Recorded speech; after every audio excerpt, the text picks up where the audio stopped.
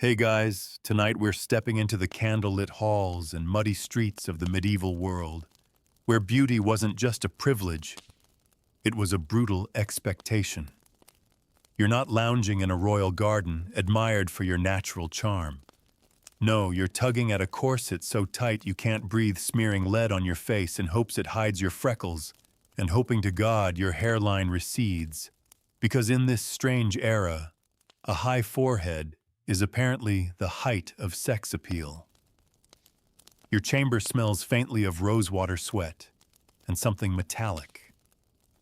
Maybe that's the lead paste drying on your cheeks. You sit near the tiny window, squinting into a piece of polished metal that passes for a mirror. Your hand trembles slightly as you use a tiny blade to scrape away the edge of your eyebrow. Don't flinch, you need to make your brow line disappear. The fashion is clear, bald above the eyes is beautiful. Who cares if it stings? So before you get comfortable, take a moment to like the video and subscribe, but only if you genuinely enjoy what I do here. And I'd love to know where you're watching from tonight, and what time is it there, post it below. Now dim the lights, maybe turn on a fan for that soft background hum, and let's ease into tonight's journey together. You adjust your posture to avoid smudging the chalky powder on your collarbone.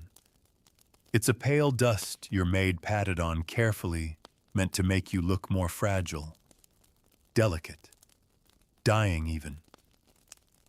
In the medieval mind, a woman with bloodless skin is ethereal, not sickly, not weak, ethereal, like a saint in a stained glass window. If your cheeks dare to glow with life, you might as well be a barmaid.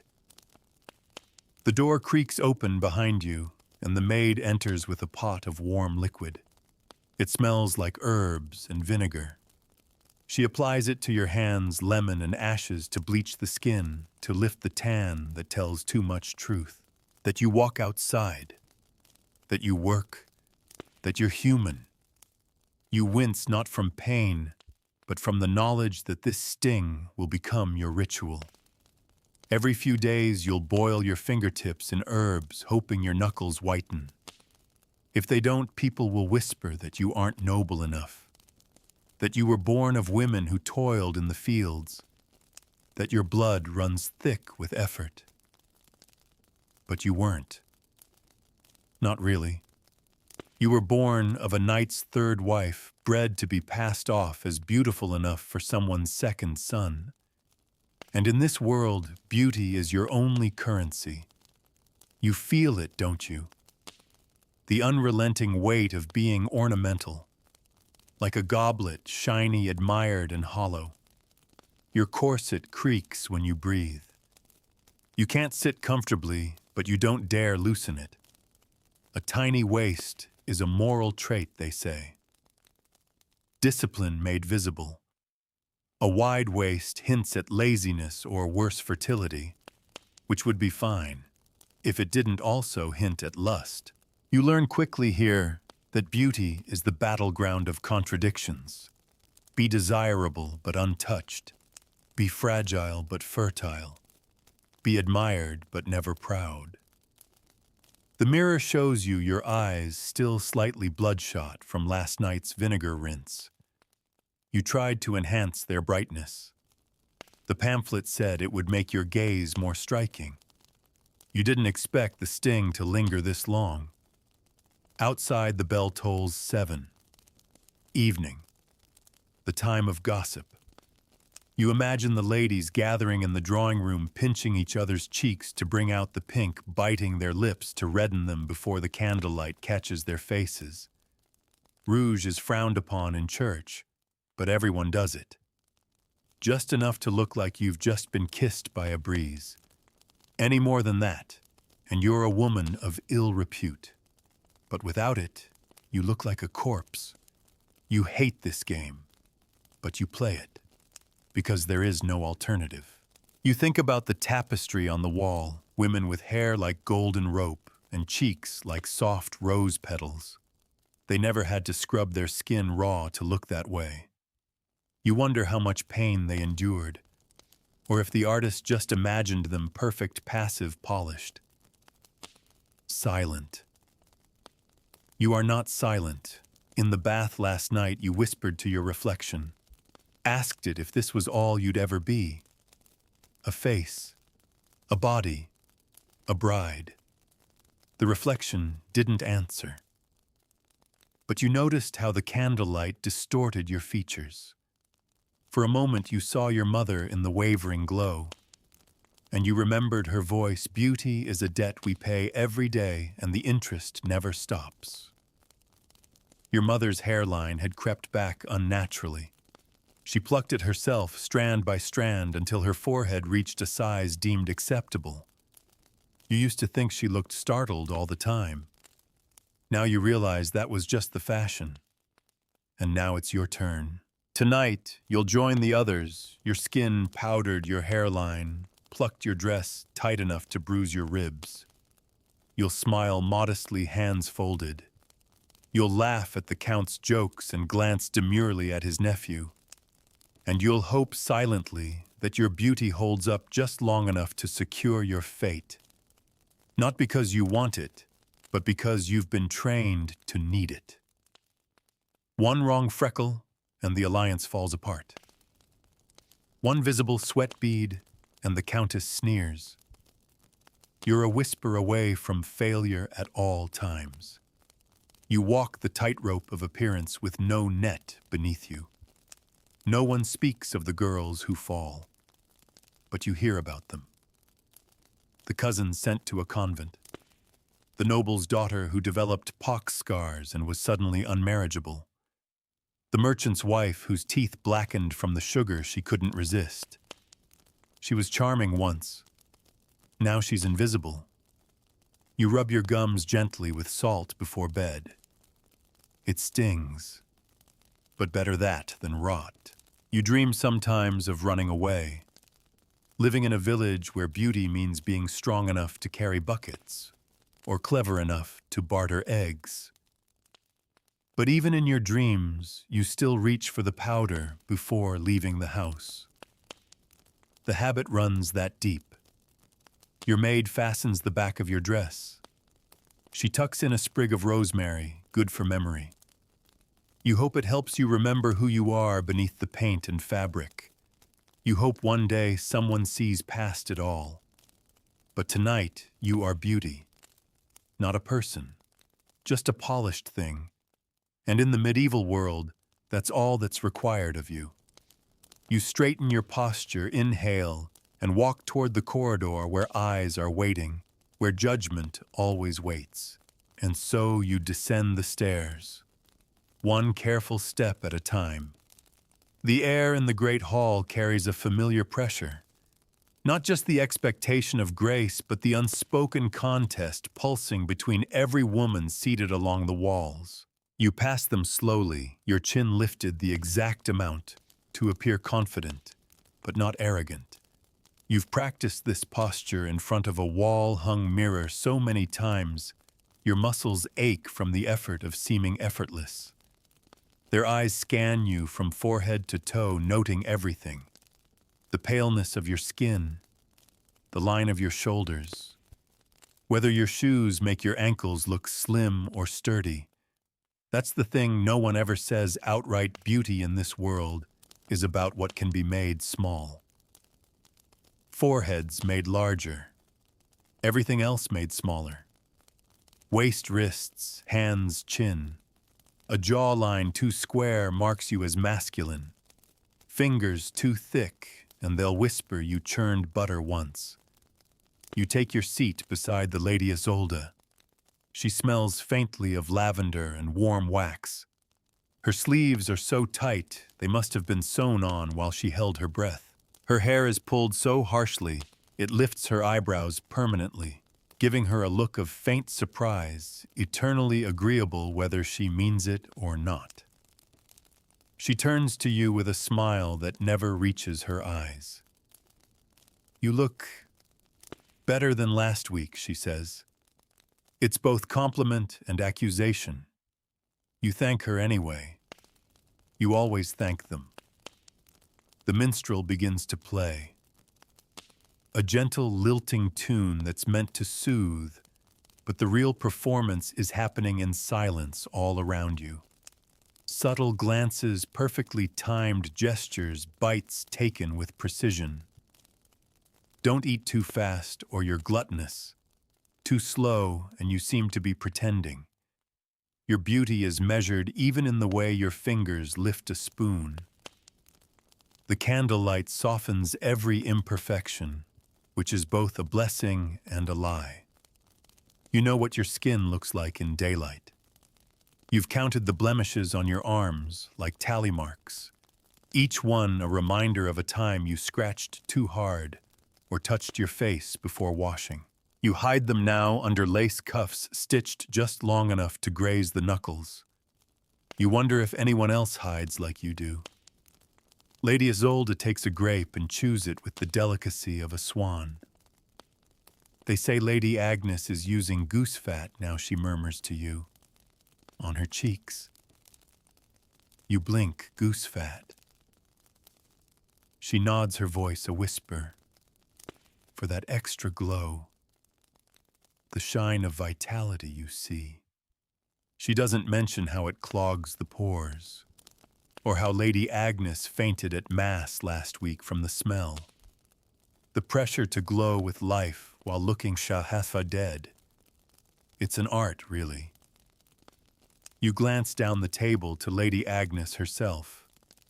Her face does shine, not with beauty, but with effort.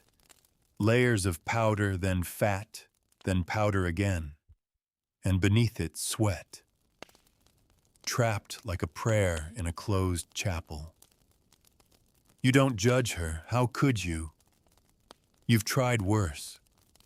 The past month alone, you've gargled salt and nettle tea to make your voice sound breathier, more feminine. You've plucked the baby hairs from your temples until your scalp burned. You've dabbed crushed lily petals onto your eyelids, hoping the pollen would bring a flush of color without irritation. It didn't. You spent the evening blinking away tears and laughing as if nothing was wrong. That's what you always do. Lady Isolde leans closer. Do you know about the bone file? You pause. The what? The file they use on their noses. Just the tiniest scrape every few days. It's meant to smooth the bump. Lady Margot uses it. She's convinced her profile looks more Grecian now. You don't know whether to be horrified or intrigued. Maybe both. You touch your own nose wondering. Could you do that? Could you scrape away a bump like it's just a flaw on parchment? But of course you could. That's the danger. You've already proved it, haven't you? You once burned a patch of your thigh with vinegar because a pamphlet said it would kill leg hair forever. You limped for a week, but the hair didn't grow back. It worked. You press your hands into your lap, fingers folded. Your nails are tinted slightly pink from beetroot. Fake health. That's the goal.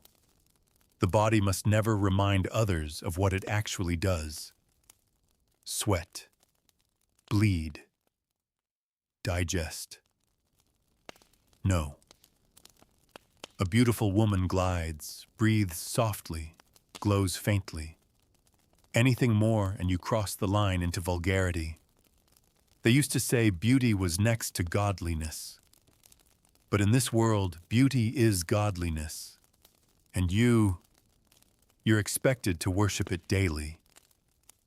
A serving girl passes with a jug of wine. You catch her eyes for a moment. They flicker to your dress, your powdered cheeks. You see something there, maybe longing, maybe pity, or maybe she's wondering how long you'll last. You don't blame her. You wonder the same. The music shifts. A waltz. A subtle suggestion that dancing is to begin. You rise with the others, moving in practiced unison. Your feet barely graze the floor as you follow the steps drilled into you since girlhood. Turn, smile, tilt your chin. Don't let your shoulders sag. Don't blink too much. Blink too little, and you look soulless. Blink too much, and you look unsure. You partner with a young nobleman whose name you barely remember. His breath smells faintly of cloves. He makes a comment about your earrings. You smile even though they itch. You don't tell him you wore them because they elongate your neck, and a long neck implies good breeding. You just nod, look down shyly. That's the game. Always seem grateful, always seem effortless. The song ends. You curtsy. He bows. You move on. It never stops. Later that night, in the privacy of your chamber, you let out a breath you didn't realize you were holding. The candles are snuffed except one. Your maid undoes the laces at your back, and your body sags forward with relief. You sit before the mirror again. The powder clings to your pores. Your lips are raw from the wine and the forced smiles. You reach for the cloth and begin to wipe your face. With every stroke, a version of yourself vanishes. The one who was acceptable, admired, decorated. What's left is the girl beneath it. Tired, uneven, real. You study her. She's quiet but not weak. You see in her the truth no one else ever will. That beauty in this world isn't something you have. It's something you perform, endlessly. And the performance costs everything, even the parts of you that no one sees, but especially those. You wake before dawn, not because you want to, but because beauty demands an early start. The hearth has gone cold overnight, and the stone floor is unwelcoming beneath your feet. You shiver, pulling your shawl tighter, already thinking of the routine ahead. You'll need to steep the herbs, warm the tallow, and apply the ash paste just so. Your maid will come shortly to help, but for now you begin alone because this part is yours, the secret hour where you transform into someone worth presenting. The mirror, still slightly fogged from your breath, reflects a truth you're not supposed to acknowledge. Puffy eyes, pale lips, skin that isn't porcelain, but pink around the nose and chin. You splash your face with rose water and lemon again, suppressing a hiss as the cold bites your cheeks. The sting wakes you more than the chill. You start with your hair. It takes time to shape it into something that looks effortlessly elegant. First, you tug it back tightly, securing it under a coif. Then you place the crespine, a jeweled net, that cradles the back of your skull and forces your face to look longer, more statuesque. A round face is childish. A strong jaw is dangerous. But an oval is saintly. You recall how the church once proclaimed that the Virgin Mary had an oval face, so, of course, everyone now chases that shape, as if holiness and cheekbones were the same thing. The irony is not lost on you. Outside your window, the sky lightens. Pale gray leaks into the clouds like watered-down ink.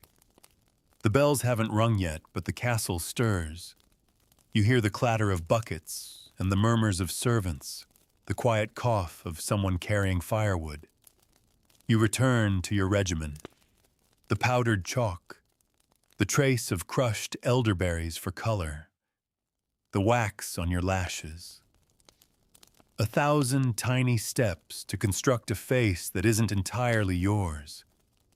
But it has to be. Because what else is there? Your maid arrives and helps lace you into your bodice. She's gentle today, not pulling so tightly. Maybe she noticed the bruise along your ribs yesterday.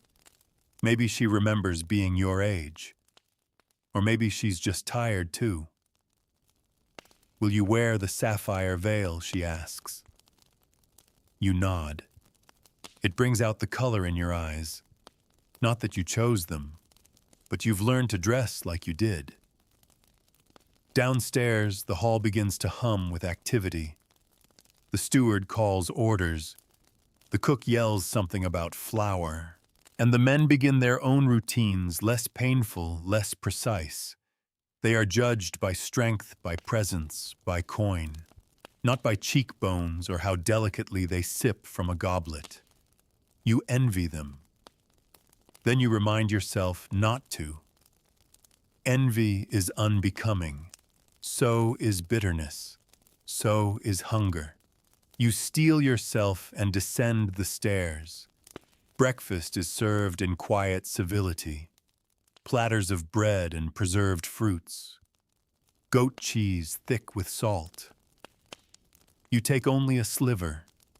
Women who eat too much are suspect. Women who eat too little are praised at first until they faint, and then they're shamed. It's a game of balance, like walking a beam slick with oil. Across the table, Lady Eleanor is speaking of her cousin's wedding. They say the bride's dress was embroidered with strands of her own hair, she says with a pleased smile, as if it's an achievement. Gold-tinted, of course, braided into roses. The others gasp appropriately. You nod too, even though the thought makes you uncomfortable. It's strange how often parts of your body are made to serve beauty detached from function. Hair, skin, even blood sometimes used in treatments mixed with wine or milk, as if your own biology must be harvested to prove your worth. Lady Eleanor turns to you. You haven't married yet, have you? The question isn't innocent. It's a probe. A warning wrapped in a smile. You shake your head, keeping your expression soft. Not yet. But there are discussions. She lifts her brows. Ah, I hope he has good taste. You smile, but inside you wonder what that means. Good taste in your world isn't about kindness or character. It's about matching fabric to skin tone, knowing which flowers don't clash with one's gown. Good taste is knowing how to spot a girl who hides her freckles well. The conversation drifts, and you drift with it. You think of the peasant girls outside the walls, their hands chapped from the cold, their hair covered with plain scarves. They aren't beautiful, not by court standards, but you've seen them laugh in the fields, loud and unbothered. You envy that. Their joy isn't performed. Their freedom isn't shaped by corsets or combs. But they envy you too, don't they? Your silks, your perfume, your place at this long wooden table where every seat is a rung on the ladder to power. The hall quiets slightly as the Lord enters. He nods at the room, eyes sweeping across it. His gaze lingers on Lady Isolde, then on you. You keep your face calm, your chin slightly lowered. Later you'll hear whispers about where his gaze stopped, about whose ribbon fluttered most charmingly, about who laughed at the right moment. These are the politics of beauty. The war waged in gestures and glances. You leave the table with careful steps, your slippers whispering across the stone. You walk through the corridor where the portraits hang. Women from centuries past painted in poses of impossible grace. Their eyes follow you. Their lips hint at secrets. Their necks impossibly long, their waists absurdly narrow. You wonder how much was real, how much the artist altered to please the subject or her husband. You stop before one painting in particular, a woman in crimson, her hairline high, her brows erased, her lips painted into a ghost of a smile. She looks nothing like you. And yet you are becoming her, not by birth or blood, but by slow transformation. Every scraped brow, every tightened lace, every smile you swallow builds her in your mirror. You feel it, don't you? The distance between who you are and what you're sculpted to be. You wonder what would happen if you stopped, if you let your hairline grow forward, if you laughed with food in your teeth, if you wore your freckles like medals and left your lips bare. Would they see you? Would you still be beautiful? You don't know, but you doubt it. So you keep walking, because in this world the performance doesn't end, even when the curtain falls. You wander through the garden now, away from the eyes, the whispers, the walls. But even here, beauty follows you. It clings to the hem of your dress like thorns. You walk past rose bushes trimmed into perfect shapes, each petal carefully pruned. There's something comforting and suffocating about it, how even nature is sculpted to match expectation. The gravel crunches under your slippers as you reach the fountain. It gurgles quietly, the water reflecting your face in gentle ripples. You stare down at your reflection, almost not recognizing the woman who looks back. The powder, the paint, the carefully curled wisps of hair. None of it belongs to you, and yet it all does. You lean closer. What would you look like if you stopped? If you let your lashes fall, bare? Your cheeks go pink with sun, your teeth go unpolished for a single day. Would the reflection vanish? Would anyone still want the version of you that didn't hurt to maintain? You're startled by a voice. A young servant girl, maybe 14, peeks from behind the ivy trellis. She looks embarrassed to have interrupted you. She quickly curtsies and backs away. But not before you see it, how she stared at you. Not with awe, with analysis. Already she's learning. She's memorizing how you hold your chin, how your hands are never idle, how you keep your lips together in silence rather than let your jaw hang open. She's taking notes in her head, even if she doesn't know it yet. That's how it always begins. You were her once, watching, wondering, mimicking. You remember being told that ladies never slouch, never sweat, never scratch. That a woman of good breeding doesn't run, doesn't raise her voice, doesn't interrupt. That beauty is quiet. Beauty is still. Beauty is compliant. You believed it. You didn't know you were being taught to disappear. The bell in the distant chapel rings twice. You rise. There's embroidery to be done, a quiet hour of needle and thread. Not just for utility, it's a performance, too. Dainty hands, precise stitches, delicate silk, pulled through linen. It's not just what you make, it's how you make it. No pricked fingers, no stains, no wrinkles on the fabric or your brow. You sit with the others in the drawing room. Every girl bent over her hoop, each stitch a whispered prayer for approval. Lady Agnes hums softly.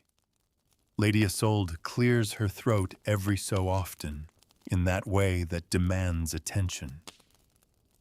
You focus on your stitches, but your thoughts drift.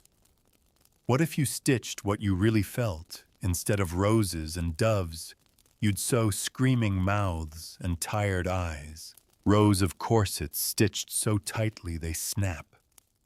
Blood blooming like flowers across white linen from all the tiny sacrifices.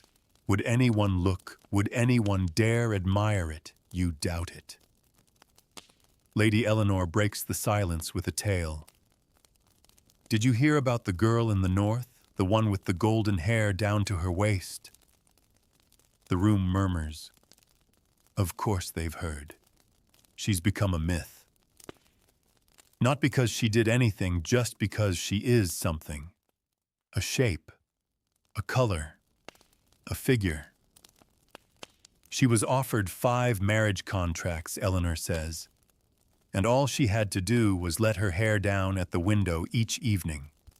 Men came from villages to watch her comb it. You can feel every girl in the room checking herself mentally, measuring her own strands. Long enough fooled. Enough straight enough hair is sacred here. A symbol, a snare. You recall the tincture you once used made from vinegar and crushed walnut shells. Promised to darken your strands without dye. It worked, but left a smell that lingered for days. Still, it was worth it. You remember someone calling your hair richer afterward. You clung to that word for weeks. Richer. As if your value had increased like coin. You glance across the room at Lady Margot. Her hair is braided high, but you can tell it's thinning. She's hiding it with ribbons and with distance, sitting farther from the light. The older girls always shift toward the shadows.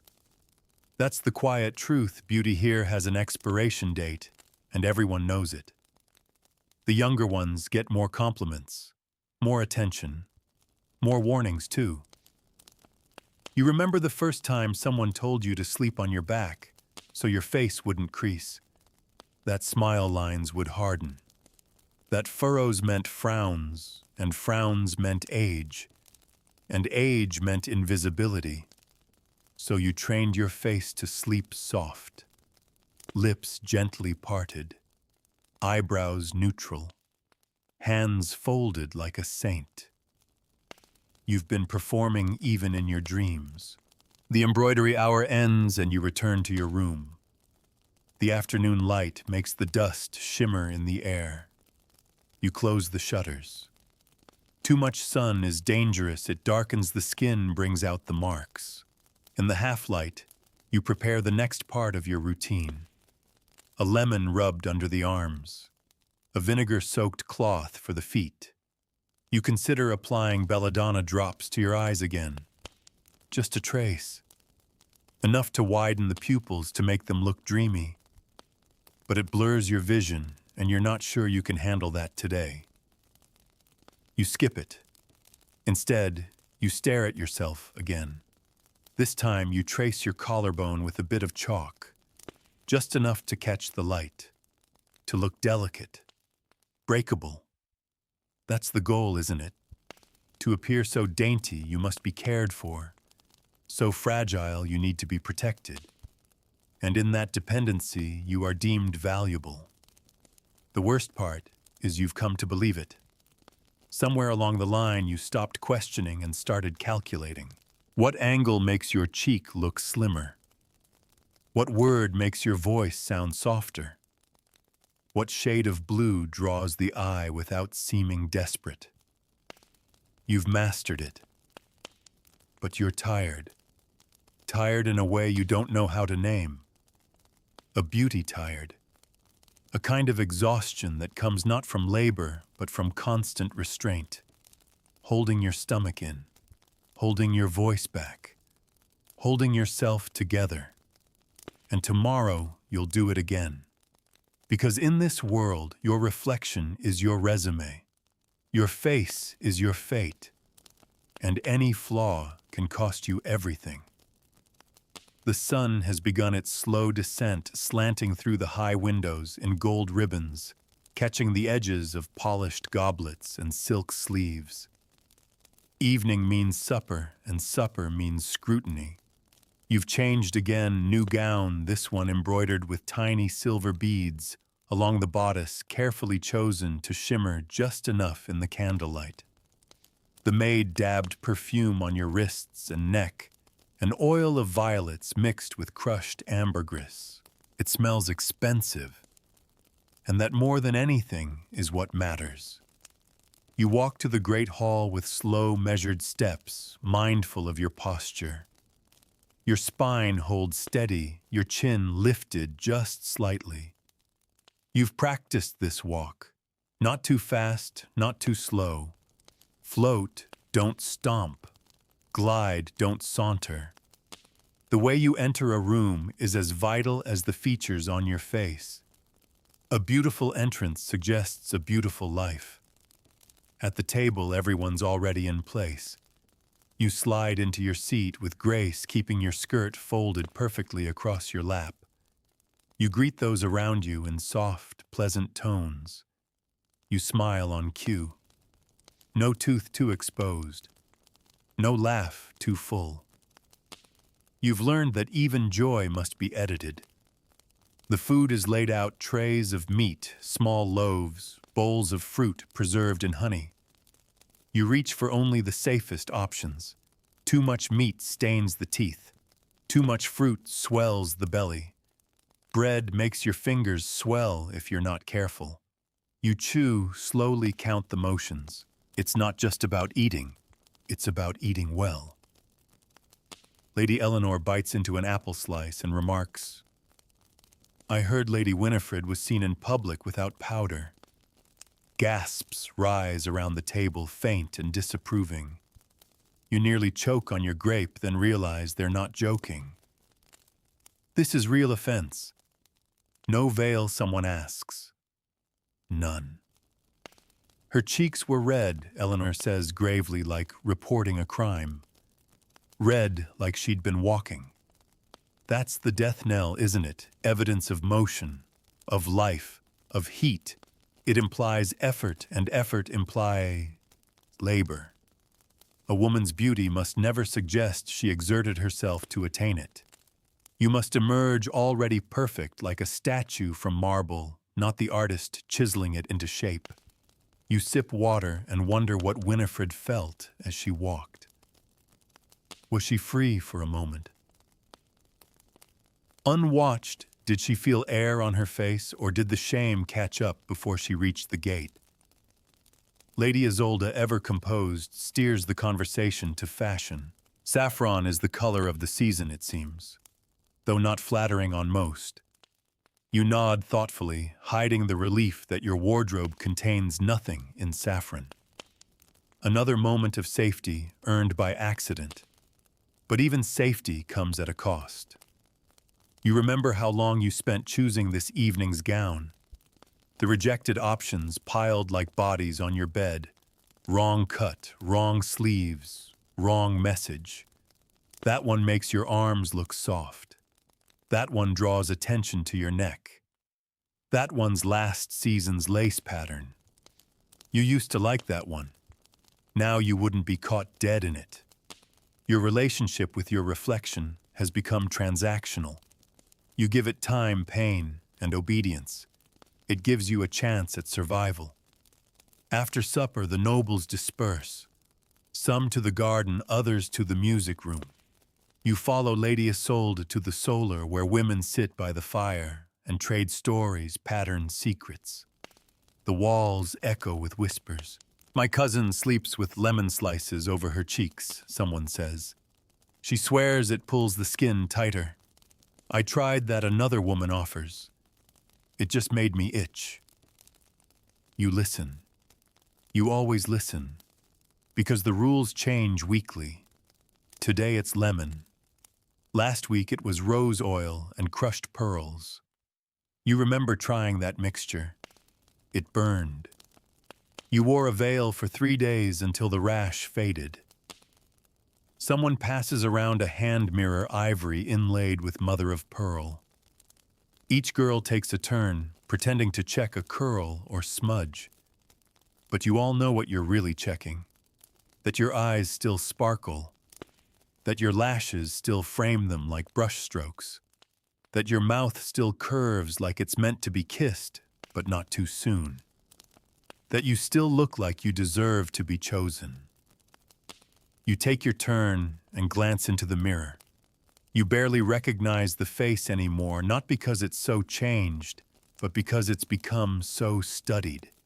There's no surprise in it, no wildness, just calculation. As if beauty is an equation you're constantly solving. How much rouge is too much? Will this necklace make your neck look longer or shorter? What does your chin do when you laugh? The fire pops. Lady Eleanor sighs. Sometimes I wonder what it would be like to be ugly. Everyone turns. She continues. I mean, free from all of this. She gestures vaguely to her gown, her hair the shimmering cage of it all. There's silence. Then Lady Margot snorts. Ugly girls don't get freedom. They get locked in convents. Or worse, married off to cruel old men. The silence deepens. You feel it settle into the cracks between the cushions into your chest. Because it's true. Here, ugliness is not freedom. It's exile. It's punishment. You can't not play the game. You can only lose it. Later in your chamber, you sit before the mirror again. Your maid begins to undo your hair, combing through it gently. You watch her fingers work nimble and practiced. She's always careful not to tug. You asked her once why. She said, because every strand counts. You believe her. She leaves and you're alone again. The room is quiet. Outside, an owl hoots once.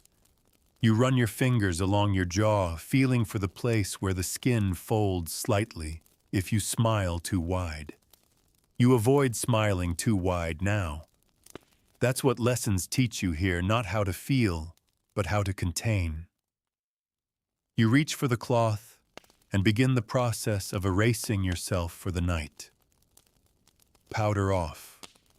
Rouge gone. Oils massaged in. The skin sighs beneath your fingers, grateful to breathe again. You look in the mirror. There you are. Just you.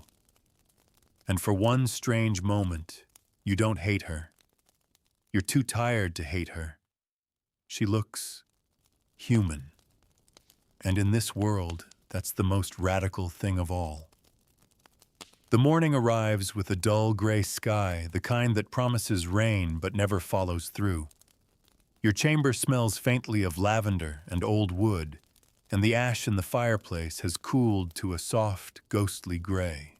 You dress slowly today, not out of laziness, but because some part of you is resisting. A quiet rebellion so small it barely counts. You pause longer than usual before the mirror. Your hands hover over the powder, unsure. You could skip it, just once, but you don't, because someone might notice, and worse, someone might say something, so you follow the ritual again. Powder, rouged lips, a trace of dark wax on the lashes, the faintest shadow around your eyes, just enough to suggest mystery, not fatigue. Every product, every gesture is a lie that has become truth. You no longer know where you end and the enhancements begin. Downstairs, a painter has arrived. He's been commissioned to do a portrait of one of the visiting daughters, and the whole manor is abuzz. You pretend disinterest, but inside you're curious, terrified even. You've never sat for a portrait, though it's said to be an honor. Immortality through image. But you've also heard the warnings. Don't look directly at the artist. It widens the nose. Smile gently, but not with teeth. Tilt your head just enough to soften the chin. The painter is a quiet man with a long beard and ink-stained fingers. His clothes are modest, but his eyes are sharp. He sees too much. You watch from a distance as he studies Lady Isolde, his current subject. She sits stiffly, neck extended, eyes half-lidded like a sculpture. She looks serene, someone whispers. She looks uncomfortable, someone else counters. You see both. When he finishes, the painter steps back and gestures toward the canvas. Everyone gathers. There's a pause, a long breath, where all you hear is the shuffle of feet and the creak of the wooden floor. Then, how lovely she looks, so delicate. Like an angel. You peer closer. The portrait is beautiful, but it's not Isolde. Not really. It's a version of her. Smoother, purer. Lips a little fuller, neck a little longer. Even her skin has been painted with that impossible glow like candlelight on porcelain. You wonder if she sees it, if she recognizes the distance between herself and the woman in the frame. And then you wonder if you were painted, what parts of you would be erased, the scar on your temple from when you fell as a child, the mole on your left cheek, the slight shadow under your eyes from years of too tight corsets and never enough air. Would those things vanish? Would he smooth you into something else? Would you let him? You retreat to the garden for air. The roses are in bloom again, climbing the stone walls like a secret. You reach out and touch a petal. It's soft, velvety, perfect. But you know the truth. You've seen the thorns beneath. Beauty here always hides a sharp edge. You sit on the stone bench, the cold seeping through your gown. The weight of the morning presses into your shoulders. You don't know when you started measuring your worth in glances and compliments. You only know that once the game began, you couldn't stop playing. A voice startles you. Lady Margot. She approaches slowly, folding her hands in front of her. She looks tired. Not just from age, though she's older than most here, but from years of performing the same rituals. You nod in greeting, expecting her usual commentary on someone's gown or complexion. But today she surprises you. I used to think if I was beautiful enough, she says quietly, I'd be safe. You blink, she sits beside you, eyes on the roses. But beauty doesn't keep you safe. It just gives people more reason to possess you. You don't know what to say. So you say nothing. She continues, voice low. When I married, I was considered the most beautiful girl in 3 counties. That's what they said. I wore pearl powder every day. I slept sitting up to keep my face smooth. I didn't laugh too hard, didn't eat too much, didn't tan in the sun. Her eyes glisten. And still She trails off. You understand without her finishing. I've spent years trying to stay beautiful enough to avoid being sent away. But now I think I'm just tired of disappearing into someone else's idea of me. The silence stretches. Then almost too softly to hear, she says, you don't have to keep doing it either. And just like that, she leaves. You sit there stunned. No one has ever said those words to you. Not your mother, not the maids, not the older girls or the young ones. You don't have to keep doing it. You don't believe her. Not yet. But you want to. That evening you attend supper like always. You wear the dress you planned. You fix your hair. You powder your cheeks. But something small has shifted. You skip the belladonna drops. You don't suck in your stomach when you sit. You let your smile widen just once, just for yourself. And when you catch your reflection in the silver goblet beside your plate, you see her again. The girl beneath the layers. Still here, still watching, still wondering what it would feel like to be enough as you are. That night you sleep uneasily. Not because of dreams, there are none, but because of the weight of awareness. Once a truth has been spoken, it doesn't go away. Lady Margot's words linger in your thoughts like incense clinging to silk. You don't have to keep doing it, but you do and you will. Because this world doesn't make space for unfinished faces or unpainted smiles. The next morning begins the same as always. The same damp cloth. The same chilled rose water. But when your fingers reach for the powder tin, they hesitate. The air feels heavy with choice. You sit there in front of your mirror and try to remember the first time you learned that your bare face wasn't enough. It was probably something small. A comment, a raised eyebrow, an instruction from someone older, more polished. Maybe it was the day your aunt said, "You look so much more ladylike with your hair pulled back," or the way the other girls giggled when you had a sunburn, or the way your mother covered your freckles with milk cream without asking. Little lessons, dropped like crumbs. You followed them, and they led you here. Today, the manor prepares for guests. A neighboring family arrives, a mother-father, and their 2 sons.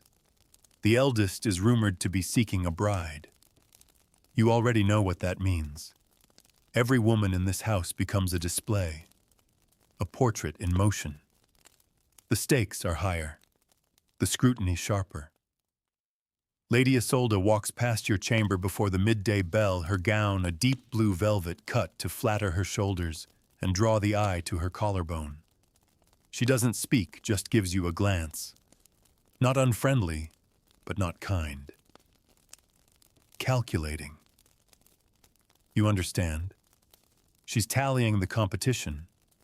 You choose your own gown carefully, a pale shade that complements your eyes. You tighten the bodice an extra notch. The discomfort feels familiar now, almost comforting, like armor. You dab lemon water on your temples to keep your skin taut. It stings, but you barely react. You've learned to hurt quietly. By the time you enter the Great Hall, your performance is flawless. The visiting family is seated near the hearth, their clothes richly adorned, but slightly mismatched, a sign that they're wealthy but not tasteful. The younger son, maybe 15, stares too openly. The elder son, however, barely looks at anyone. That's how you know he's important. He doesn't need to look. He knows he'll be looked at. You take your place at the table, your posture perfect. The conversation begins slowly, formal greetings, dull observations about the weather. You nod and smile in the right places. You keep your hands folded just so. You feel yourself slip into the version of you they expect. It's not unpleasant. It's just hollow. The elder son eventually speaks to you. His voice is low, thoughtful. He asks where you learned your embroidery. You give the answer you've rehearsed.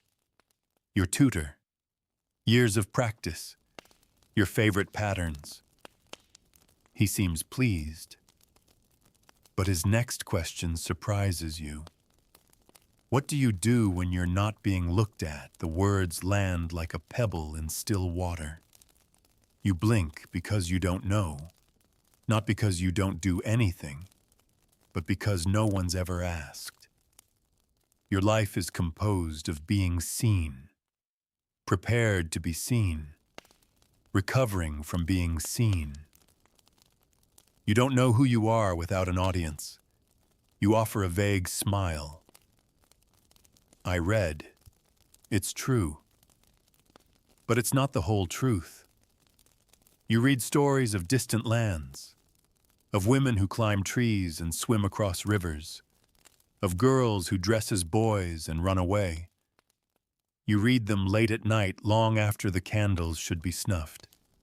You hold your breath at every forbidden adventure. You never imagine yourself in them. Not really. But you crave the idea of it. He nods, doesn't press further. That night the manor buzzes with murmurs. Who spoke to whom? Who laughed at whose joke? Whose hand lingered on whose sleeve? Every glance becomes prophecy. Every smile a contract. You say little. You listen. Lady Eleanor leans in during dessert. He looked at you twice, you shrug. She frowns. Don't be foolish. That matters. You nod because she's right. It does matter. It could mean a proposal, a future, a change in station. It could mean safety. But you can't stop hearing his question. What do you do when you're not being looked at? In the quiet of your chamber, you sit before the mirror again. You should be removing your makeup, preparing for sleep. But instead, you stare at yourself. You whisper the question aloud. What do? You remember the time you hid behind the stables and watched the stars until morning. The way the cold made your eyes water. The way no one knew where you were. You hadn't worn powder that night. You'd laughed aloud. You'd been you. You remember running barefoot through the corridor once before you knew better. How free it felt. How wild. How ugly. How alive. Maybe that's the real fear, not ugliness, but aliveness. Because once you feel it, you might never want to return to the performance. You press your fingers to your cheek. The powder smears. You wipe it away slowly, not out of duty, but out of curiosity. You want to see what's underneath. And there you are, eyes wide, skin flushed, mouth soft, tired, honest. You don't smile, but you don't look away either. The days blur after that. The visiting family stays longer than expected, 4 days, then 5. Each day becomes a stage, each hour a scene. And you, one of many actresses, must perform the same role with variations so subtle they ache. Today, a demure smile. Tomorrow, a curious gaze. The day after, a quiet giggle behind a gloved hand. All meant to attract, but not too eagerly. That would ruin the illusion of being chosen. You notice things now, small cracks in the pageantry. The way Lady Isolde's lips twitch when she forces a laugh. How Lady Eleanor stares too long into her mirror after every social gathering. You see the way their fingers clench the arms of chairs when no one is watching. You see yourself in them. You see your future. This morning the hall is prepared for a music recital. You've been instructed to play the lute. You've practiced for years, not because you love it, but because beauty is not just appearance, it's refinement. Skill is expected, but only the kind that entertains. You know how to sew, sing, play, pour tea, curtsy, converse. You are an artist, but only of small, pretty things. As you take your seat before the assembled guests, the pressure returns heavier than the instrument in your lap. You smile, arrange your skirts, position your fingers. The first notes echo softly through the hall. You play well, of course you do, but your mind drifts. What if you played the wrong note on purpose? What if you dropped the lute and walked away? You never would. But still, you imagine it. When your song ends, there's polite applause, smiles, murmurs of praise. You bow your head with gratitude. Inside, you feel nothing. It wasn't music, it was survival. Every note another rung in the invisible ladder you climb, one that never seems to reach a landing. Later, as the guests wander the gardens, the elder son finds you by the stone sundial. His presence is careful, deliberate. You offer the standard greetings, the well-practiced lines, but he doesn't respond with flattery or flirtation. Instead, he asks, "Do you enjoy it?" You blink. Enjoy what? All of this. You don't answer right away. "I don't know," you admit. He nods slowly as if he expected that. Then, you seem different. Your breath catches. Different can be dangerous. Different means noticeable. And women who are noticed for the wrong reasons disappear quickly, sent off, married off, whispered about. But part of you is glad he said it. You don't ask him what he means. You're afraid of the answer. Instead, you change the subject, ask him about falconry. He smiles. The moment passes. That evening, you retreat early. You tell your maid you have a headache. It's a lie. You just want to be alone with your thoughts. You lie on the bed fully dressed, staring at the carved canopy overhead. The pattern of vines and blossoms feels too perfect, too planned, like everything in this life.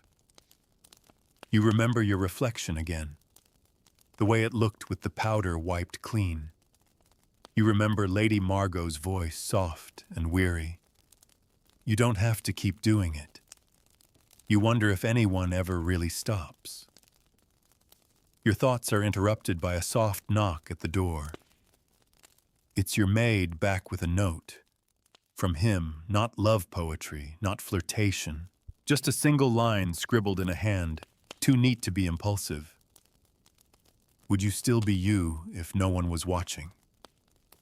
You stare at it for a long time. You think about your answer. You don't have one. You sleep restlessly, turning the words over in your mind like a pearl that won't stop rolling. By morning, you've memorized them.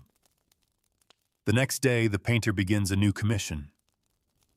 Lady Eleanor this time. She sits with her back rigid, lips drawn tight. She's trying to hold the perfect pose. Everyone watches from the corners, pretending not to. The room is thick with envy and fear. You stand in the doorway unnoticed. The painter catches your eye. You look away. You think about what he sees, what he really sees. You wonder what it would feel like to be painted honestly. No edits, no flourishes.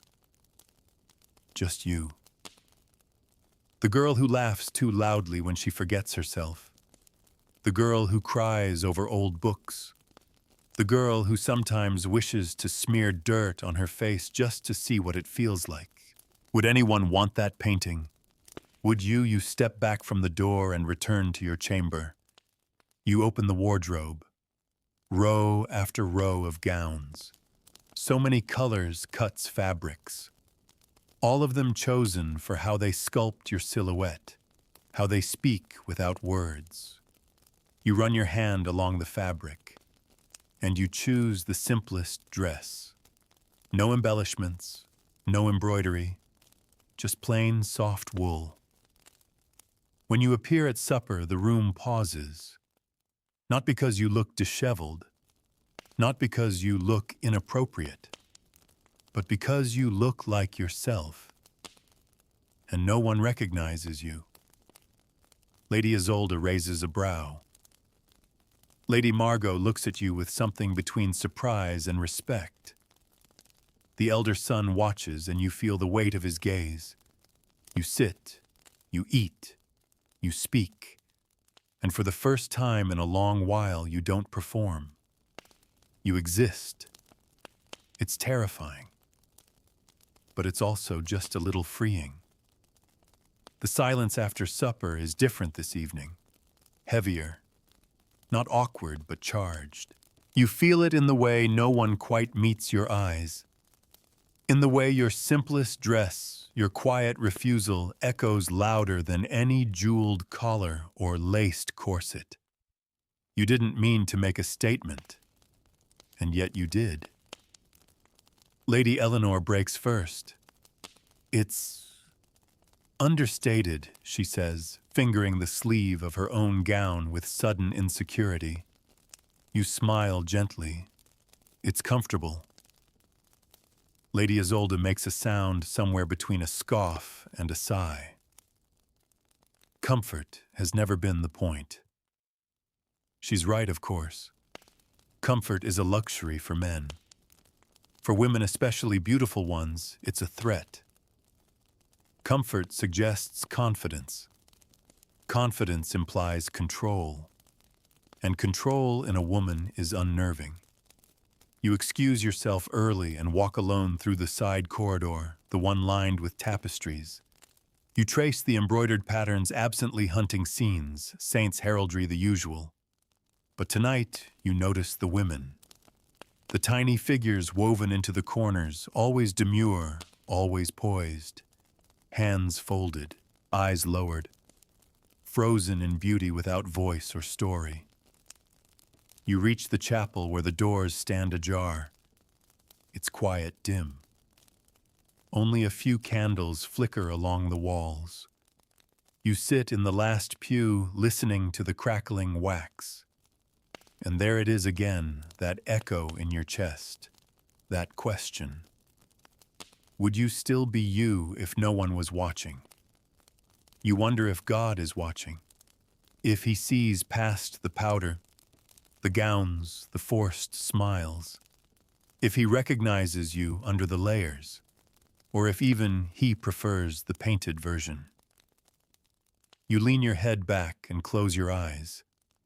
You remember the story of Saint Agnes praised for her purity, her beauty.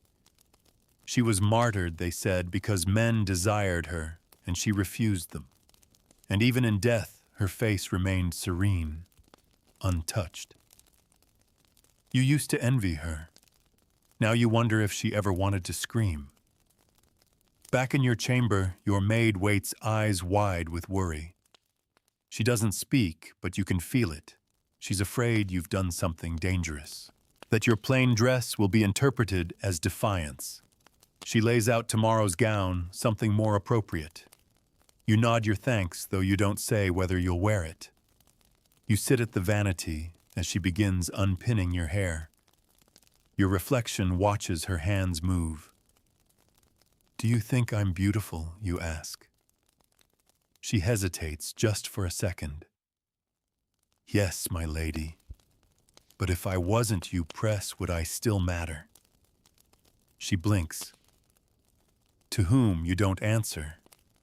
Because you don't know. After she leaves, you wash your face slowly. No urgency, no ritual, just the warm cloth, the quiet water.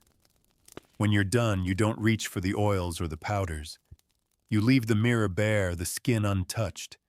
You stare into your own eyes.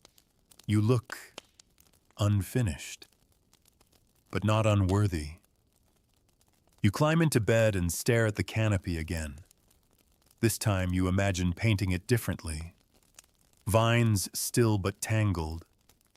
Blossoms, yes, but blooming wildly in all directions, not neatly traced. Imperfect. Alive. The next morning, the manor is stirring earlier than usual. A messenger has arrived. You overhear talk of a tournament. The men will ride out. The women will watch from the stands. It's expected. It's a spectacle. It's a stage. You prepare slowly. The gown your maid laid out still waits pristine, heavy with embroidery. Instead, you choose the same simple one from the night before. You pull your hair back plainly with only a ribbon, no jewels, no powder. This time you do it not out of curiosity, but out of decision. You arrive in the stands with the others taking your place among the noble women. Murmurs ripple through the rows. She wore it again. No paint even now, bold. Foolish. The elder son arrives on horseback, his armor catching the sunlight. The crowd cheers. He does not look for you, but you feel he sees you, even from across the lists, even through the helmets and the ceremony. You sit taller, not to be admired, but to claim space. As the trumpets sound and the jousting begins, you notice how everyone leans forward wide-eyed, breathless. The violence of it so openly adored. The blood, the danger, the break of wood and bone. All of it praised. And yet you, scraping a brow, skipping rouge, are considered reckless. That thought makes you laugh quietly. Lady Isolde shoots you a glance. What's funny? You turn to her, just realizing how much is tolerated here and how little is allowed. She says nothing. After the final match, there's a gathering in the outer courtyard. Wine, music, applause. You feel the elder son's eyes again before you see him. He approaches with a cup of cider and offers it without ceremony.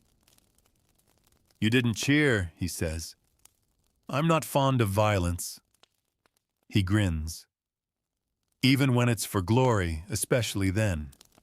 He watches you for a long moment. Not your gown, not your hair. You. And that unsettles you more than you expected. "You don't play the part anymore," he says. "Not today. And tomorrow you shrug. We'll see." You part without promises, but something lingers between you unspoken. Recognition, maybe. Not love. Not yet. But the acknowledgement that he sees what others don't or chooses to. And for once, you're not afraid of being seen. That night alone in your chamber, you write the question on a piece of parchment and place it beside your mirror. Would you still be you if no one was watching? You read it once more before blowing out the candle. The parchment stays beside your mirror for days. Sometimes you forget it's there until your eyes drift toward it during your morning routine. Other times you catch your reflection mid-motion powder puff suspended and pause just long enough to feel like you're trespassing into your own life. The words haunt you, but not in a cruel way. They sit like a stone in your shoe, a small discomfort that keeps you aware of every step. The other women have noticed your shift. Lady Eleanor tries to ignore it, but her glances linger longer now as if trying to decode the riddle you've become. Lady Isolde makes pointed comments in passing, always too polite to be called an insult, always sharp enough to draw blood. "Plain is a bold aesthetic," she says one morning, her eyes never leaving her own reflection. "It requires nerve." You smile but don't respond. You're learning the power of silence, how a quiet defiance can echo louder than shouted rebellion. Still, the pressure builds. One morning you find a gift left outside your chamber door. A small parcel wrapped in silk. Inside, a delicate bottle of imported scent. Orange blossom and myrrh. Expensive, luxurious, intentional, no note. But you know who it's from. You place it on your shelf unopened, not because you're ungrateful, but because you're unsure. Of him, of yourself, of what he sees. Is it admiration, curiosity, a test, or something more complex, an offering made not to woo but to correct? You leave the bottle untouched. The next few days pass like drifting clouds, soft and repetitive. Meals, music, courtyard walks, needlework. You participate but without urgency. You still play the part but only in fragments, enough to stay visible, not enough to stay obedient. Then comes the summons. You're called to the solar one afternoon. Not unusual, but something in the messenger's face tells you this is different. Inside, Lady Margot waits, alone. Her posture is less composed than usual. Her fingers tap the arm of her chair in a restless rhythm. You close the door quietly behind you. "I wanted to speak with you," she says. "Alone." You nod, waiting. She doesn't speak right away, just studies you. Her eyes trace your face, your dress, your hands, and then she says simply, "You're making them nervous." You raise an eyebrow. "Who?" She gives a tired smile. "Everyone, but mostly the mothers. The daughters, too. You've disrupted the balance." "I didn't mean to." "Doesn't matter." She leans forward slightly. "You see, there's a system here, invisible but precise. The gowns, the glances, the lace and laughter. Everyone plays the part. But when one of us stops following the rules, the illusion begins to unravel. You swallow. Why are you telling me this? Because I once did the same. Her voice is low. Years ago, I stopped painting my lips. I let my hair gray. I spoke plainly. For a moment, I believed I could live outside the script. She pauses. It didn't end well. You're quiet. She softens. But I survived. And I see something in you, something I wish I had protected in myself. You're not like them, not fully. But if you want to stay, you'll need to decide what you're willing to lose. You nod slowly. Thank you. She stands smoothing her skirts.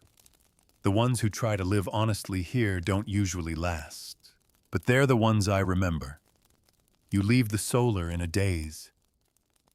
Outside, the air is crisp.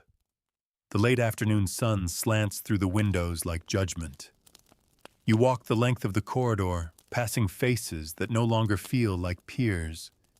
Each one perfect, polished, and faintly afraid. And you wonder, when did fear become the foundation of beauty? That evening, there's a dinner. Formal. A celebration of the season's close. Everyone is in their finest. The elder son is seated 2 places down from you, and for once he says nothing, just watches. You wear the saffron gown, not because it flatters you, it doesn't, but because it was the one everyone expected you to avoid. It's bold, brash, difficult. It does nothing to slim your figure or highlight your eyes. It's real fabric, not illusion. You wear it like a dare. The room reacts, not openly, but you feel it in the stillness, the way conversations falter, the way glances collide and slide away. You eat slowly, smile once or twice, say little. The elder son lifts his glass at one point and says, "To honesty, it's not a toast, just a whisper." But you hear it. That night you sit by the window in your chamber legs tucked beneath you. The candle flickers. The parchment still rests by your mirror. Would you still be you if no one was watching? You think about all the ways you've been watched, measured, ranked, how your value was never separate from your appearance, how love was offered only to the well-arranged. You think about the cost of changing and the cost of staying the same. And you wonder, not for the first time, if beauty as it's defined here is just another prison with prettier bars. Outside, the wind rises, and for a moment you close your eyes and imagine it lifting you away, not into a fairy tale, but into something honest. The wind continues into morning, steady and strong. It rattles the windows and stirs the ivy on the outer walls. You wake to its presence as if it has something to say. Your chamber feels colder than usual, or perhaps you're just more aware now of everything. The chill in your bones, the weight of your gown, the stillness in your own heart. You don't rise right away. You lie there staring at the wooden canopy, at the way the early light cuts across it in jagged lines. You think of your childhood before mirrors meant anything, before beauty became a chore. You think of the way you used to run, wild-haired and flushed, before someone handed you a brush and said, "Tidy yourself. You're not presentable." Presentable. The word still makes you flinch. You finally rise slowly. The maid enters as she always does, but today you wave her off. "Not yet," you murmur. You dress yourself, not out of rebellion, but out of want. Wanting to remember how your fingers move when not arranging someone else's fantasy. You choose a dress that fits, not one that flatters. You braid your hair simply. No powder, no scent. no polish. Your reflection startles you. You don't look tired. You don't look dull. You look real. There's a letter waiting for you downstairs, sealed with wax bearing the crest of the visiting family. Your stomach tightens as you crack it open. It's a proposal, not quite formal, not quite vague, a suggestion of alliance, of a future. From him, the elder son. You read the words twice, then again. They're well written, modest, respectful, the kind of letter a woman is supposed to dream of. And yet, it's not the letter that leaves you breathless. It's the line near the end, "I would like to know you even if no one else approves." You fold the parchment carefully. You don't answer right away. There's no rush. For once, you get to decide the timing. The news spreads quickly. Of course it does. By the next afternoon, Lady Eleanor corners you in the corridor. "He wrote to you," she says flatly. You nod. "He never even looked at me." You're not sure what to say. "Is it because you're different now?" she asks, eyes narrowing. "Because you stopped trying?" You pause. "No," you say softly. "It's because I stopped pretending." She blinks stunned into silence. You walk away, not out of arrogance, but out of necessity. You're learning now that honesty makes people uncomfortable, especially in a world built on illusions. Lady Margot finds you later in the garden. She walks with a cane today. Her steps are slower. She joins you at the fountain, her hands tucked into long sleeves. I heard she says without preamble. You nod.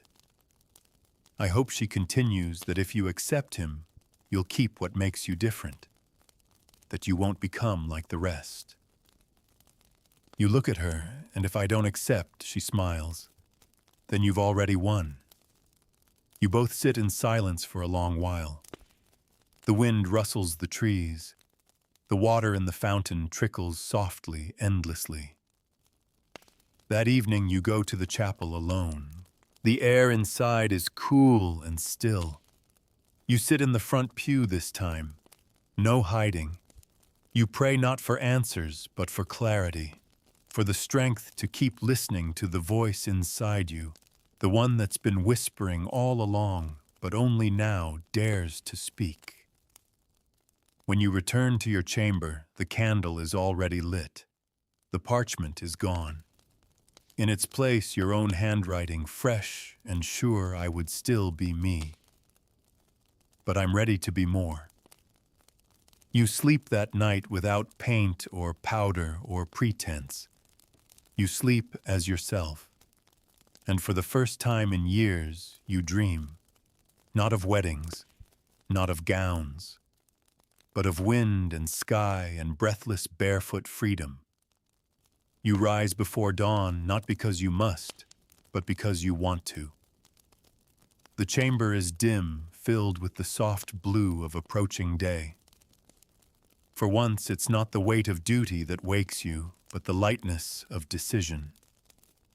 Today, no one has summoned you. No list of tasks, no choreographed scenes to rehearse. It's your own breath, calm, and even that carries you into morning. You reach for your robe and wrap it around your shoulders, still warm from your bed. You cross the room and open the shutters. The garden below is misted in silver, and the air smells faintly of earth and rosemary.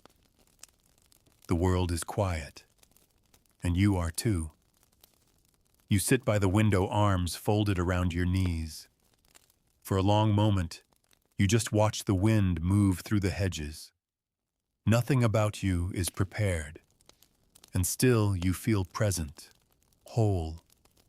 You wonder how long it's been since you felt that. The parchment lies beside your mirror, the words still crisp, I would still be me. But I'm ready to be more. You read it aloud, this time softly, just to hear it in your own voice. It feels right, not finished, not perfect, but honest. You fold it again and tuck it into your keepsake box, along with the childhood trinkets you once thought you'd outgrown: an old ribbon, a pebble from the riverbank, the torn edge of a storybook page. Symbols of a girl before the mirror became a master. You don't rush into the day. You wash slowly, comb your hair gently. No corset today, no veil. A dress of soft linen, one you haven't worn in ages. It's not fashionable, but it lets your body breathe. You look at yourself once before leaving the room, and you nod. That morning the manor is stirring with gentle chaos. The visiting family prepares to depart. Servants haul trunks. Horses snort and stomp in the gravel. The women cluster near the entry hall, fluttering like ribbons in a breeze, all careful smiles and clasped hands. You stand apart, watching. He sees you before you step forward. His expression is unreadable at first, but when he meets your eyes, it softens. You both move toward one another, not quickly, not dramatically, just steadily, like you've been approaching this moment for days. He bows slightly. I'll wait for your answer. You nod. You'll have it soon. He doesn't press. That too is a kind of gift. And just like that, he mounts his horse and disappears down the path, the silver crest on his cloak catching the sun. The dust rises behind him like a sigh.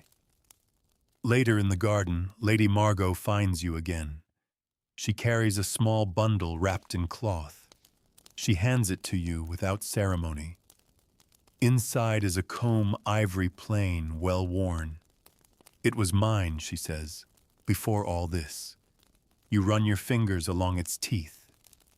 Why are you giving it to me? Because you'll remember how to use it, she says, without wounding yourself. You nod. The gesture means more than the object. In the days that follow, the manor begins to quiet. The guests are gone. The gowns are returned to their closets. The whispers soften. But something has shifted permanently. You can feel it in the way others look at you now, not as a rival or an ideal, but as a question they're afraid to ask. Lady Isolde avoids your gaze. Lady Eleanor grows quieter. Even the younger girls begin to observe you with something like confusion and curiosity. They've been taught only one way to be seen. You've shown them a different shape. You spend more time outdoors now. You walk without gloves. You laugh when the wind tangles your hair. You read under the sycamore and let the sun mark your skin. You stop counting your freckles. You stop counting your steps. One afternoon, a mirror breaks. A servant drops it an accident. Shards scatter across the flagstones. There's a moment of panic, shouted apologies, scrambling hands. You watch from the corridor, then step forward and kneel among the glass. Your own reflection blinks back at you from a dozen broken pieces, mouths parted, eyes half caught, none of them complete. And still they are all you, not flawless, but real. You rise and walk away without taking a single shard, because you no longer need mirrors to tell you who you are. The weather shifts. The warmth of late spring has folded into the crisp cool of early autumn. The wind carries new scents, damp leaves, wood smoke ripe apples from the orchard. In the manor, the light angles differently now, casting long shadows through the corridors. It makes the place feel older, quieter, like it's waiting for something to happen. So are you.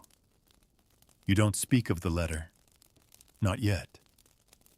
The parchment remains folded in the drawer beneath your writing table, weighed down by a stone from the garden path. Every day you open the drawer. Every day you close it again. Not out of indecision, but out of care. You're not choosing whether to answer him. You're choosing whether to bring your whole self into the answer. You take your time. That choice alone feels revolutionary. One afternoon, you visit the laundry quarters. You've never had reason to, not really. But today, something pulls you there. The workers glance up in surprise, unsure what to make of your presence. You smile and ask to help fold. They laugh at first lightly, kindly, but then they let you. The linens are warm from the sun. The smell of soap and grass clings to them. You sit beside a girl not much younger than you and mimic her folding style.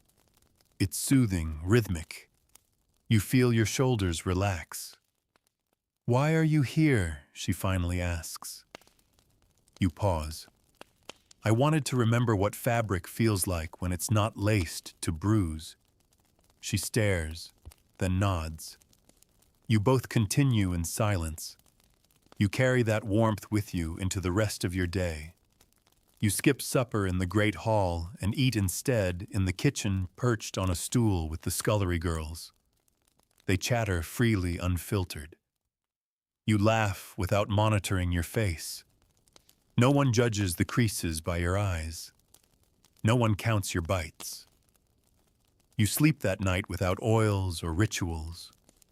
Your hair loose, your hands stained faintly with rosemary and flour. You dream of oceans.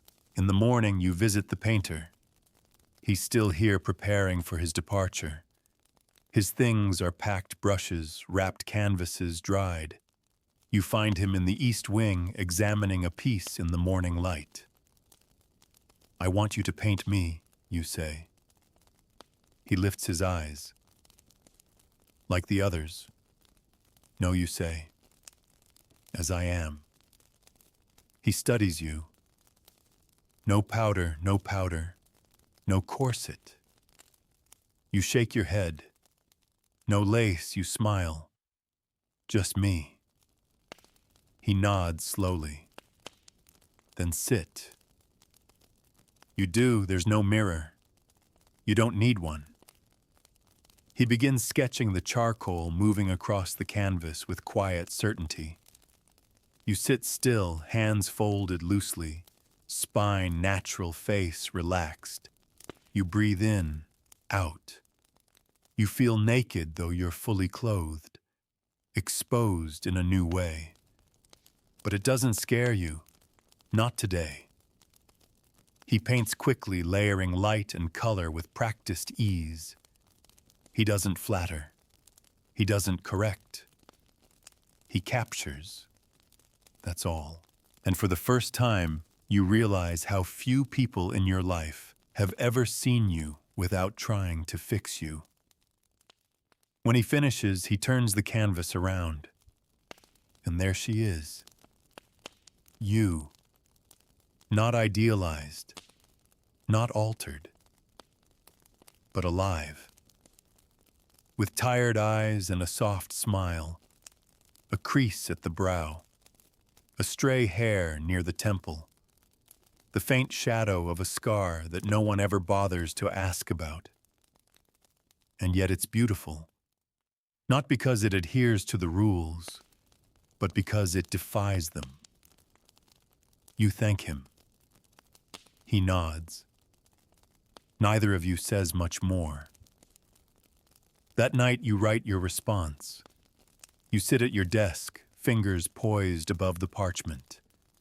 The candle burns low beside you. The house is silent. You don't write poetry. You don't flatter. You write the truth. You asked me who I am when no one is watching. I am quiet, but not small. I am thoughtful, but not afraid. I laugh too loud sometimes, eat too fast. I bruise easily, but I heal stronger. If you want to know me, this is who I am. And I would rather be chosen for my honesty than loved for my disguise. You seal the letter with your ring and press it closed. You don't wait for the morning. You send it that night. You don't expect an answer the next day. but it comes. Just after breakfast, a rider arrives, mud-caked high on his boots, the seal on the envelope still warm from the press. Your name is etched in a familiar hand, careful but without flourish. You take it silently and retreat into your chamber, heart trembling like a taut string. You close the door. You break the wax. Inside, only a few lines. Thank you for showing me who you are. I do not need perfection. I only need the truth. If you still wish it, I would be honored to build a life with someone who has chosen herself first. You sit with the letter in your lap, staring at it for a long while. No dizzying poetry, no gilded flattery, just quiet reverence. It is perhaps the first time anyone has offered you love without condition, not for your beauty, not for your posture, not for your family name, but for your truth. You breathe out slowly, and for the first time in your memory, the breath isn't followed by performance. No straightening of the spine, no smoothing of your skirts, just stillness. The choice now is yours, fully. You walk the grounds alone that day, winding through the herb garden, the orchard, the sloping field near the southern gate. You run your fingers through lavender stalks and let the pollen cling to your skin. You let the sun warm your bare face. You remember how it felt to be a child, not unaware of beauty, but unburdened by it. You think of the first time someone called you pretty and how that word became a collar. You remember chasing it for years, unsure whether it was a gift or a leash. Now you know. Beauty, at least the way they've defined it, was never meant to empower you. It was meant to contain you, and you have outgrown the container. You return to the manor in the golden light of afternoon. You pack slowly. Not everything, just enough. A few simple dresses. The ivory comb from Lady Margot. The comb belongs in hair that moves freely. You wrap your journal, your pen. The painting, the real one, you leave behind, hanging in the east wing, where others might see it and wonder. You don't dress in silk for your departure. You wear linen, and you walk no fanfare, no procession. You slip through the south gate and take the lower path where the moss grows thick and the air smells of pine. The road is long, but it does not frighten you. Every step forward feels like shedding another layer, not of clothing, of expectation. The manor falls behind you, the weight of it too, all the mirrors, all the measuring eyes, all the performances.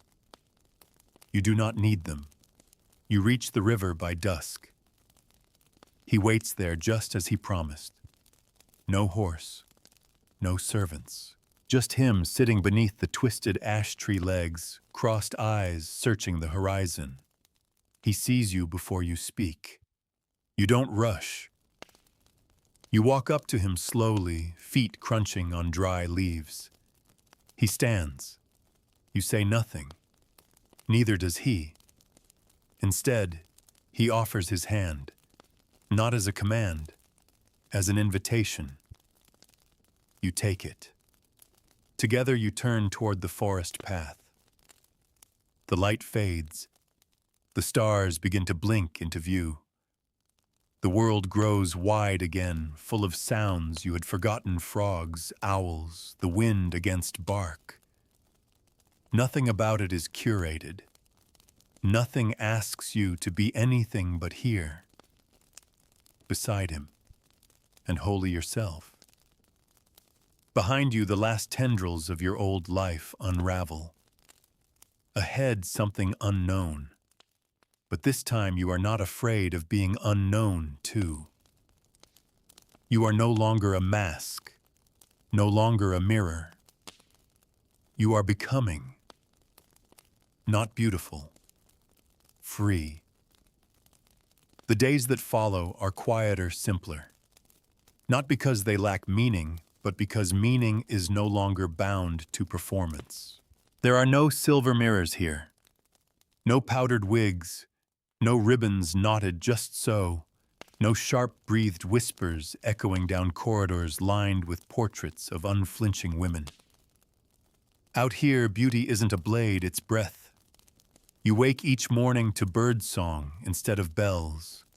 There's no maid to draw your curtains, no corset waiting on a hook. Instead, there's soft light spilling through branches, a kettle steaming over a low fire, and the gentle ache in your limbs from walking miles the day before. You wear your own skin now unpainted and uncorrected, and for the first time you believe it's enough.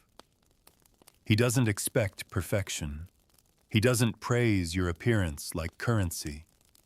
Instead, he asks what you've read, what you dreamt, what you remember. You tell him stories from the manor, the ridiculous things, the painful things. He listens. Not the way nobles listen impatient and waiting for an opening, but truly listens as if each word you speak draws a map to who you are. You work side by side now. Sometimes he carves, sometimes you write. You help plant herbs in neat rows just for the pleasure of watching something grow. Your hands are no longer smooth. There's dirt beneath your fingernails, ink stains on your fingers, calluses forming where your pen rests. But you don't hide them. These marks do not mar your value, they prove it. There's laughter, too. Not the delicate kind, trained and measured. Real laughter. The kind that tilts your head back and makes you snort and forget to cover your mouth. You laugh at nothing sometimes, just the absurdity of all you used to be, how you once feared a freckle, how you once counted calories like sins. In the evenings you bathe by moonlight, the water cold and clean. You let your hair float around you like a crown made of memory. You no longer pluck it to shape your forehead. You no longer bind it to look fragile. It curls where it pleases. Sometimes wild, sometimes soft, but always yours. And when you lie beside him, it is not as a prize or a portrait. It is as a person. There is still pain. There are days you miss the comfort of ritual, the quiet pride of a gown well chosen. Sometimes you catch your reflection in a stream and feel a twinge of doubt. But it passes, because you remember the price of beauty in the world you left. And you know that this version of yourself, the unhidden, unashamed, unpolished version, is the one you fought to become. You do not regret the war. Sometimes you write. You begin drafting a small book, a quiet thing for yourself. You call it The Mirror's Weight. In it, you recount the truths you were never meant to say aloud. The bruises hidden under brocade. The girls who vanished beneath gowns. The whispered terror of being past your prime at 20. You write it not to expose, but to remember. You want no girl to inherit silence the way you did. One night you sit by the fire journal open and reread your first entry, Would I Still Be Me if no one was watching? You smile, because now the answer is yes, and more. You have become the version of yourself that doesn't fear change, the version who walks without apology, who builds without mirrors, who does not need to be seen to matter, because now you see yourself. And that is enough. So now, as the fire crackles low and your eyes begin to feel heavy, let yourself rest in this quieter truth. You don't need to hold in your breath or hold up your posture. You don't need to wait for the approval of others to decide you are already enough. You've spent long enough in lace and lead and longing. Let it fall away. Breathe in, deep and easy. Like the air out there in the forest, crisp and clean.